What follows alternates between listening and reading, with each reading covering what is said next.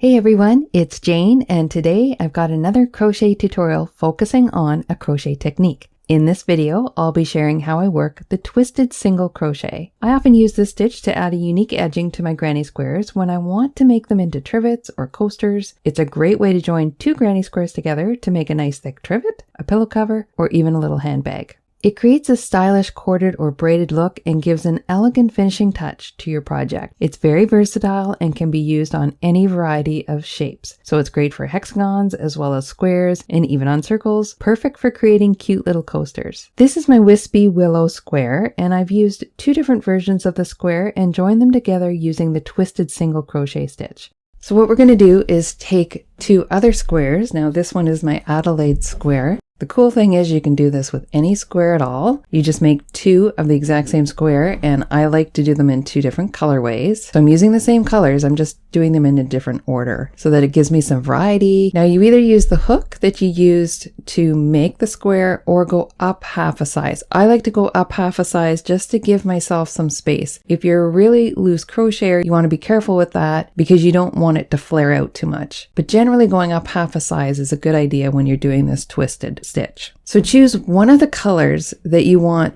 to show up on both sides. So I'm going to use one of these colors, and I think what I'm going to go with today is, it was either the gray or the brown, so I think I've chosen the brown. And what we want to do is we want to join it in a corner. So you're going to take your two squares and you're going to put wrong sides together.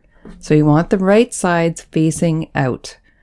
This right side facing me, that right side facing the table. And you want the wrong sides of the work together. Exactly how it's going to be when it's finished. We're going to take our hook and we're going to go through the corner, and I have a chain 2 corner on this square, and then you're going to go through the corner at the back. So we're going to be working these two squares together, and then you're going to pull up your yarn through both of those pieces. So we're always going to be working through the two pieces at the same time. You want to chain 1. Let's zoom in so you can see this better. So what I like to do is to start with a normal single crochet, because when you come around at the end, you have to join your round, and I always find it easier to join into a regular single crochet, and it doesn't make that much of a difference one stitch. So go ahead and do a single crochet worked under both of those chain 2s, just a regular single crochet, and we'll get started. So we're now joined and we're ready to go across. So here's the basics of the twisted single crochet. You want to keep your stitches loose because you're going to be twisting your hook, and it's hard to twist if you have tight stitches. So I'll walk you through this. We're going to go into our first stitch on the front square and the first stitch on the back square that corresponds with it. You're under 2 loops of each stitch. So it actually looks like 4 loops on the hook. Wrap the yarn around and pull it through both of those stitches, which is all of those loops. You have 2 loops on the hook. Here's where we twist, and you're going to twist counterclockwise. I'm talking about right-handed crochet, so you're twisting towards your other hand and from the top down. And you've twisted the stitches on the hook.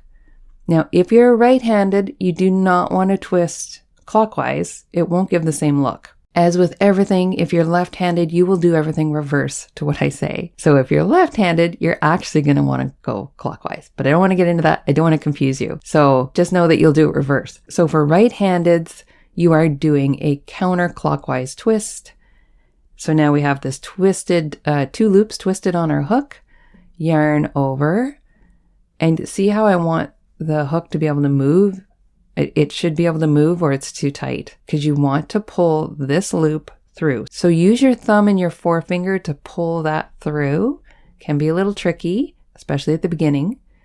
And you have your first twisted single crochet. We're going to work these all the way across into both of our pieces. So going into the next one, we go into the next stitch, both loops, and the stitch behind. Again, this is how we're working all the way across.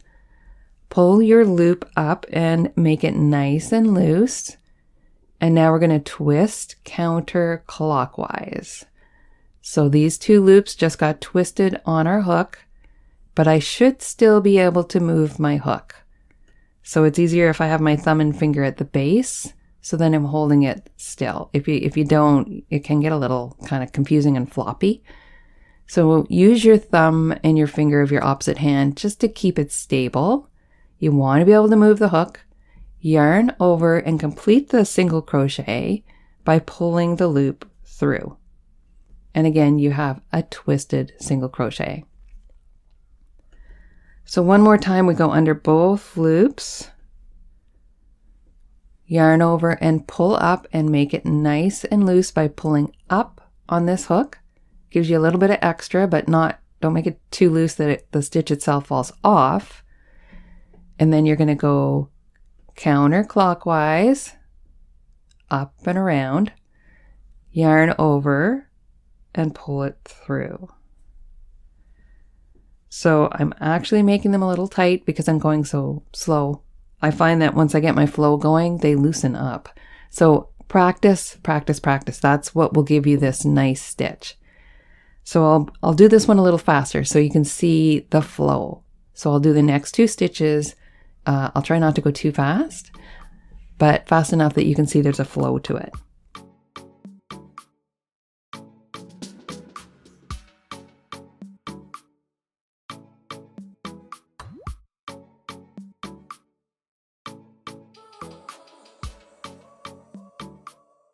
So you see there, we're starting to create a nice little edge on the front and the back. And it looks pretty similar. There's a little bit of a difference on the back, but not substantially. So that counterclockwise twist gives you this nice look. If you're twisting in the opposite direction, you're going to get a different look. And it's not going to be as nice of a twist. It's actually going to look a little chunkier. So if you think it's not turning out right, notice what direction you're twisting your hook. And if you're having trouble with the clockwise, counterclockwise, because it's not a language that we use often, just try twisting it in the opposite direction and see how that works for you. But be consistent with your twist. Always twist in the same direction, and at least you'll get a consistent look. But I recommend with this stitch that is always, for a right-handed person, it's always a counterclockwise twist. And for a left-handed person, it'll be a clockwise twist. So let's keep going here and work through our stitches. Always make sure your stitches are lining up with the one at the back, because when you reach the end, you're going to have the exact same number of stitches. So again, you have to make sure that with these being identical squares, they will match unless I screwed up on my last round.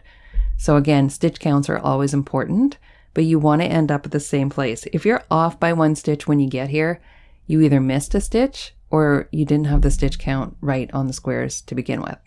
So always make sure you check that as well. So let's go ahead and work our way across, and I'll just let you watch me get to the other end.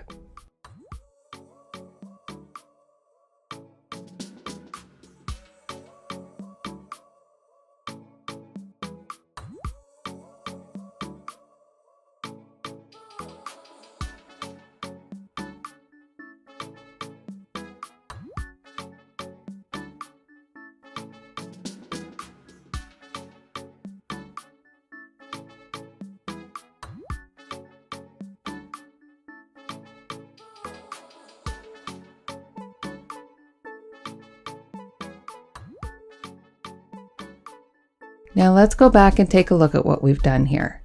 Now you can see that nice twisted look. This stitch, I always say, is very similar to the reverse single crochet stitch. However, when you're working 2 pieces together, it's easier to do this one. There is a slight difference between them, but they both give you this nice corded edge that actually looks nice on both sides of your work. So it's really great for reversible, and it gives you that nice finished touch. So let's go ahead and work to the next corner.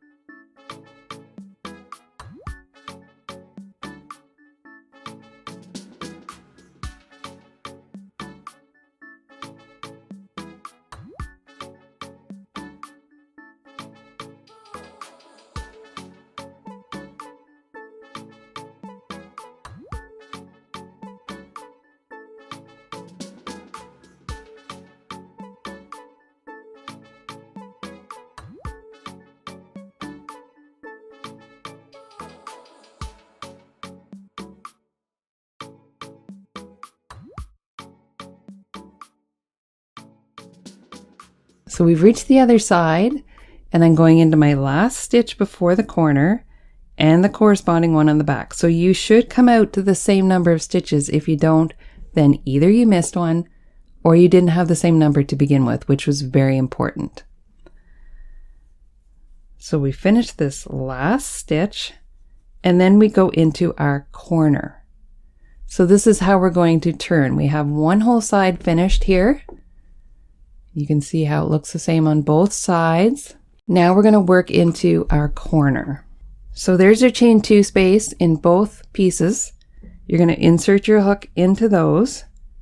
You're going to draw up a loop. You're going to do your twisted single crochet. And at this point, I do a chain 1 just to ease yourself around the corner. And then you're going to do another twisted single crochet into that same space. So it's almost like you're doing single crochet, chain 1, single crochet. You can do chain 2 if you feel the chain 1 doesn't do it, but we're trying to round our corner out. So again, twist, and this is our second single crochet in this same space. And we've turned our corner. You'll see it better once we move on. And then we're going to go across the next edge the exact same way. And that's all that you do all the way around. So let's get started on our next edge. You go into the first single crochet stitch and you go into the corresponding one at the back, yarn over, pull through, make it nice and loose, twist counterclockwise. It's important that it's counterclockwise or you'll get a completely different look.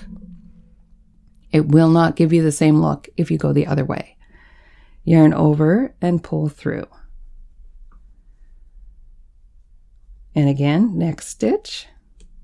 Pull the yarn up, counterclockwise twist, and pull through. And there we go. You're going to work all the way across. Turn your corner the same way with that chain 1. So twisted single crochet, chain 1, twisted single crochet into the corner, and then continue around. So go ahead, finish that, and we'll meet you back here at the end. So I'm coming across the last side here, and I always have these little things. I like to encourage you to be creative and find new ideas as you're creating things. And I was thinking, as I'm telling you this, to use this as a trivet when you finish this last round. This is another method that you could use to make a little crocheted bag, which is kind of nice.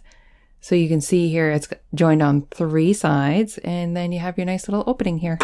So if I was to finish that off up here, which I'm not going to, but you could make yourself a nice little pouch or a little warming bag for the kitchen, or you can use it as a purse and put some handles on. Just an idea. You know, things come to you as you work through your projects. A lot of my projects start out one way and then they take a hard right or a hard left and I make something else out of them. That's the fun of creativity. Staying on course, I'm going to finish this last edge and we're going to be a trivet. Okay, folks, we're at the very last stitch of our entire round, and I'm going to finish that one. Give it a twist. Pull it through, and now I'm back to where I joined, and all I have in there is a single crochet. So I'm actually going to do a twisted single crochet on this side, and then I'm going to do a chain 1, and then I'm going to join. And again, it's personal preference. I started with a regular single crochet. I could have started with a twisted single crochet, but I do like to do a slip stitch join, and it's so much easier to find that stitch if it's just a regular single crochet. So I'm slip stitching, and then I'm going to cut my yarn, pull it through. That's my last corner. And then I'm just going to darn those 2 ends in at one of the sides. I say the back, but it's a reversible product. But easy enough, you just go underneath, and you can see here that you probably won't see it if you just tuck it up underneath here, or even on this side. It'll just disappear in, because now you have 2 pieces. It can go down the center, darn it in 2 directions if it makes you feel more secure, or even knot it right there. Because we're working with so much fabric, you're not really going to see that knot because all these twists are kind of knots as well, right? So I don't generally knot my ends, but if I have a lot of texture going on, it's really easy to hide that knot. and then I know they won't come out. So here's a question you say, now that I'm finished and I darn this in, and perhaps I do a nice little blocking to just give my square a finished look. This is loose like this, and that's okay. That actually is fine like that. But you can see on this one that I did, I tacked it in the center. Just gives it a little more of a solid look to it, and it's not floppy like this type of thing, which is okay. Again, personal preference. But I didn't do it with this one. So I have two options here. I can either take another piece of yarn, one of these colors, and go in there and just do a little knot between the two. But the thing is, it might show up on this side because this side's a different color. So I'm going to bring in 2 more squares in here. These are not matching squares, but I could use them together. What I would do is, sometimes I work my ends in and sometimes I don't. As you can see here, I got lots of ends to work in or to darn in later. But what I do like to do is keep this one in the center and this one over here in the center. Leave those to the end before I put these together and start joining around the edges. And I would knot these two. So let's pretend all these other ends are darned in. So disregard all the other ends. They're all in now, except for these 2 centers, literally the ends coming out of the centers. And what I would do there is I would tie them in a knot. So see how I'm doing that there? Just bring them right to each other, and then I would tie that again. I'm not going to because I'm not going to join these 2. But what I would do is I would just create a nice solid knot so the 2 are right next to each other. So we'll just do a loose one there. And see, now they're joined at the center without me having to do anything else. So make sure that knot in there is tight, and you can do it again, and you probably could darn these in once you've done your knot. Darn this one into this side, this one into this side, because then they're darned into their own colors. And then you don't have these ends wiggling around on the inside to poke through any of these nice airy holes that you have for the design. But that's how I do it. I would use the 2 center ends, knot them together nice and tight, then darn these 2 in while you still have this all loose and you're able to do that. Then you have the wrong sides together automatically and they're joined at the center with that knot. And now you can work your way around and your center will be joined. So see how I did that? That is how I would join the center without it showing. If you're joining 2 identical squares, you could easily join it after because the 2 centers will match. But in my case, I always do different squares. I can never do the same square twice.